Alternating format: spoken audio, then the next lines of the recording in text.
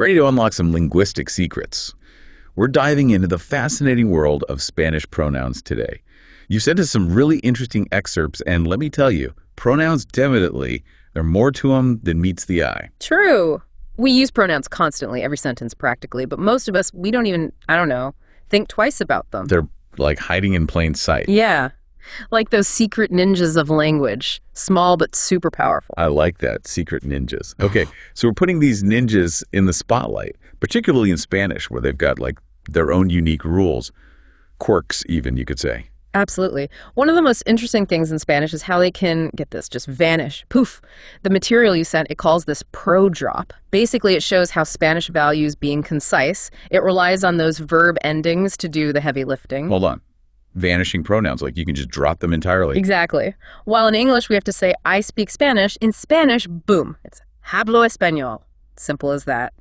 The verb ending, it already tells you who's talking. The pronoun becomes redundant. Wow, so it's like the verbs pulling double duty action and the actor all in one. Makes English seem a bit, wordy, right? It does. And that's honestly just the tip of the iceberg here. We've got another big difference in how Spanish handles formality, especially with that second person pronoun, that you. You're talking tú versus usted, right?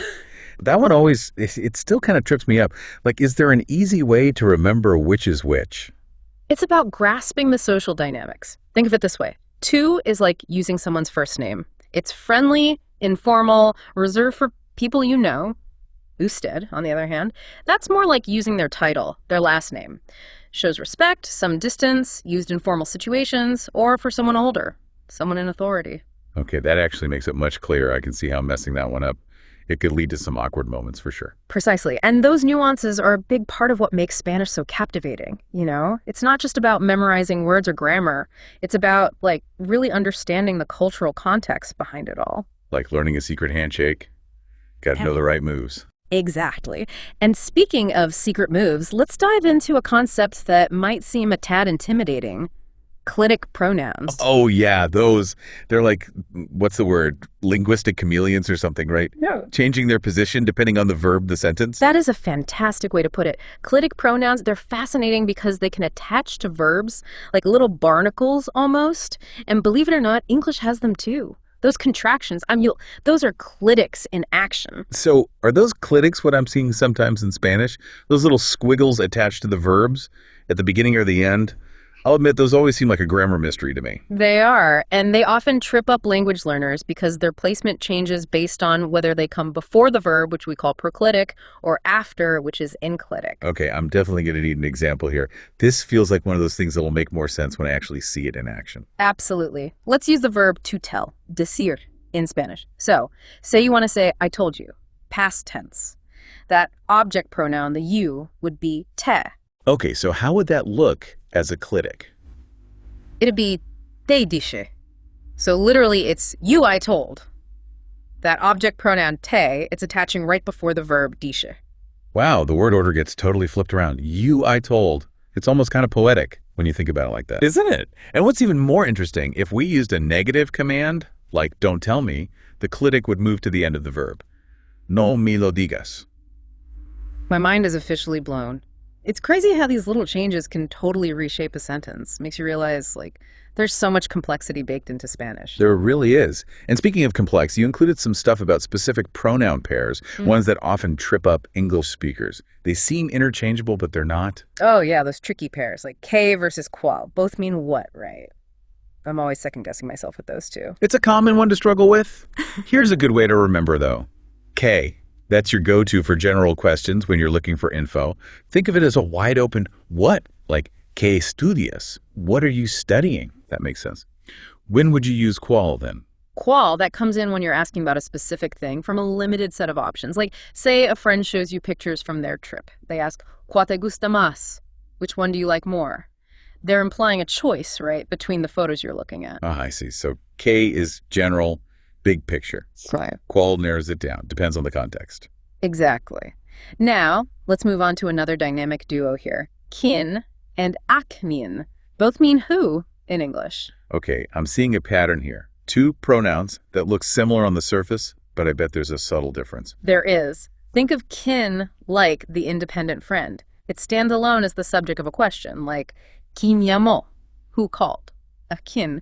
That one's a bit more complex, often used when who is the object of the verb, and when the verb implies some kind of action directed at that person. Could you give an example of that, just so I can really hear it in action? Of course. Say you want to ask, who did you see at the party? In Spanish, it'd be, ¿A quién viste en la fiesta? Notice how a quién comes after the verb there. Viste, you saw.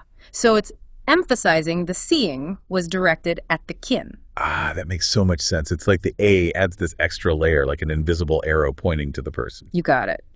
Now, switching gears a bit here, let's talk about something that adds a whole other layer to Spanish, regional variations. Oh, yeah, because just like English has its American, British, Australian versions, Spanish has its own regional quirks too, right? Absolutely. And one of the most noticeable differences, it's in how people address a group informally, using the plural you. Okay, this is where it gets really interesting. Tell me more. In Spain, you'll often hear vosotros. That's the informal you for a group, like saying you guys or y'all. But in a lot of Latin America, vosotros, it's practically non-existent. They use ustedes instead. So it's like ustedes is pulling double duty then. It's both the formal and informal plural you in Latin America. Exactly. Simplifies things, but it also shows how the same language can change depending on where you are, the culture. Kind of like how in the US we say soda or pop, depending on where we're from. I love that comparison. Language really is a window into culture, like you said. I couldn't agree more. Now, shifting gears a tad again, let's talk about some other pronoun types. Demonstrative and relative pronouns might sound a bit intimidating, but I promise they're not as scary as they seem. All right, I'm ready. Hit me with it. That's the spirit. So demonstrative pronouns, they're all about pointing things out. Words like this, that, these, those. What makes Spanish ones cool is they have different forms depending on how close or far away the object is. So it's like a built-in GPS for your words. Exactly. You've got este for something right by you, is for something near the person you're talking to, and equal for something far away from both of you. Wow, that's seriously specific. It's like the language itself is trying to avoid any confusion. Precisely. And that focus on being specific, it carries over to relative pronouns too. Okay, remind me again what those do. I remember learning about them, but they always seem tricky. They're like the glue of sentences, the connectors. They join clauses together, give you more info about a noun.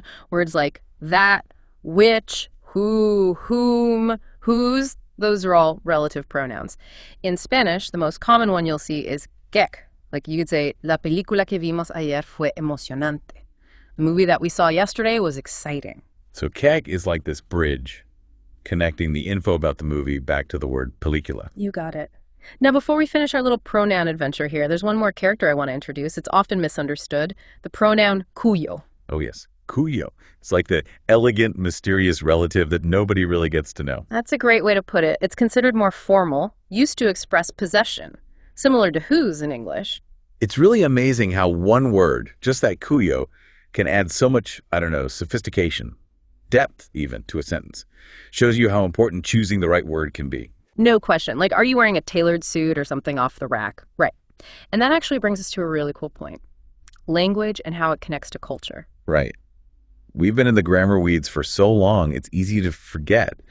Language isn't just rules, it's about expressing yourself, connecting with people. It's part of who we are. Exactly. And Spanish pronouns, with all their little quirks and variations, they give us a peek into the culture behind them, wouldn't you say? Oh. Like, think about it. That formality in usted, it reflects a respect for tradition, for hierarchy.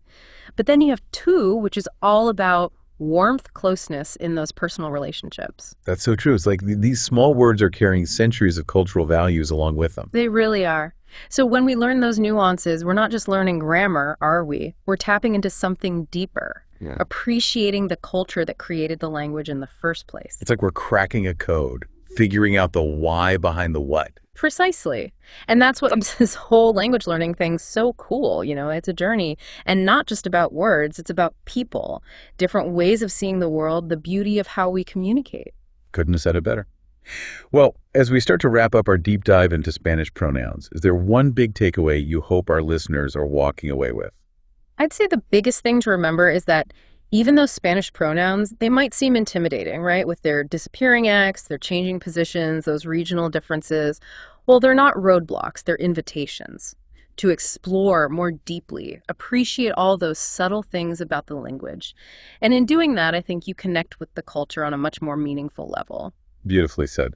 So to everyone listening, keep exploring, keep those questions coming, and most importantly, don't be afraid to dive into the world of language. You never know what amazing things you'll find. Happy exploring.